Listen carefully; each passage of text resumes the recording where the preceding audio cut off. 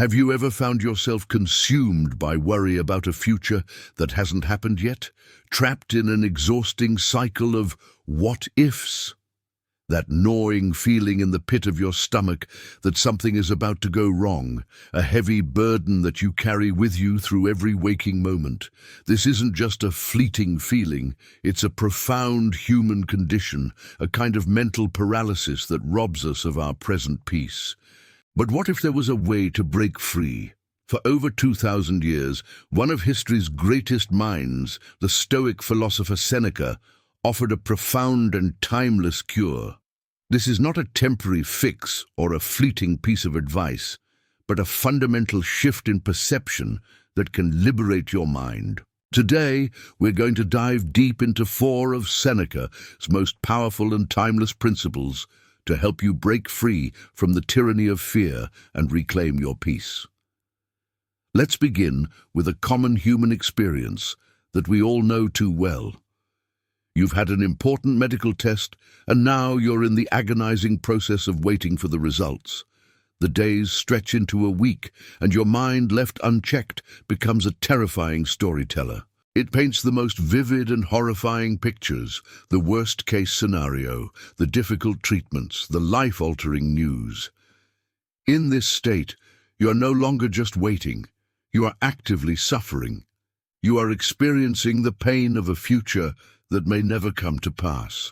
This brings us to our first principle, perhaps the most liberating of them all.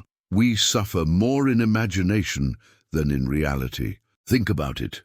The actual bad news, if it even comes, will bring its own set of challenges, its own difficulties to overcome.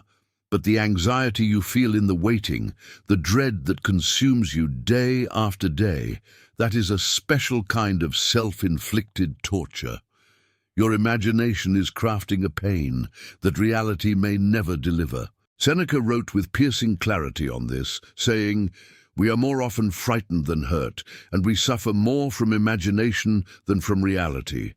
The monster we fear is almost always a shadow, far larger and more menacing than the real thing.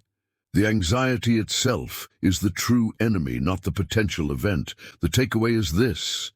The next time you feel that spiral beginning, pause and ask yourself a simple question. Am I facing a present reality, or am I being haunted by a future possibility? By naming the fear for what it is, a product of your imagination, you take the first step in robbing it of its power. You can't control the test results, but you can control whether you suffer in the meantime. If you're finding this wisdom valuable, a simple click on the like button helps share it with others who may need it. Now let's consider the paralyzing anxiety that can grip you before a major work presentation or a job interview. You have prepared diligently, but you can't control the outcome. You don't know the questions you'll be asked or the mood of the interviewers. This feeling of uncertainty can be paralyzing. To combat this, Seneca and the Stoics practiced a powerful mental technique called Premeditatio Malorum, which translates to the premeditation of evils. This is our second principle. It is not about pessimism or expecting the worst. It is about preparedness. It is the deliberate, rational act of envisioning what could go wrong, not to fear it, but to disarm it. Seneca advised us to rehearse the future in our minds, saying to ourselves, what if this happens? Well, I shall bear it. What if that happens? Well, I shall endure it. This is not a mantra of despair, but one of immense strength and resilience. You are affirming your own capacity to handle whatever life throws at you. The application is transformative. Instead of dreading the presentation, you calmly consider the possibilities. What if the technology fails? I will have a printed copy and continue without slides. What if I forget a point? I will pause, take a deep breath and return to my notes. By mentally walking through the potential setbacks, you are no longer ambushed by fear. You have already faced them and found yourself capable of carrying on. The next principle builds directly on this idea. So much of our anxiety is fixated on things outside of our control. We worry about getting the job, about the market crashing, about whether a specific person will like or approve of us. The truth is, these are all outcomes that are largely beyond our influence. The only thing truly within your command is your own effort, your own actions, and your own judgments in the present moment. This is the dichotomy of control, our third principle. Seneca reminds us, "He who suffers before it is necessary suffers more than is necessary." The only way to avoid this unnecessary suffering is to distinguish what is within our sphere of influence and what is not. Pouring energy into an outcome you cannot guarantee is a recipe for perpetual anxiety. Think of the low-grade, constant worry about financial stability. You cannot control the global economy. You cannot force the stock market to rise. You can, however, control your spending habits today. You can control your savings rate this month. You can control the effort you put into developing new skills. Our fourth and final principle is to focus on the process, not the outcome. When you shift your energy from a distant, unpredictable outcome to the quality and integrity of your actions in the present, the anxiety begins to fade. Your goal is not to become wealthy, a future outcome you cannot guarantee.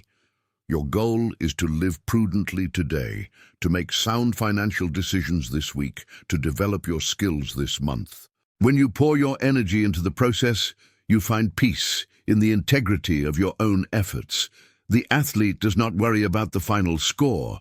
They focus on their training, their form, and their discipline.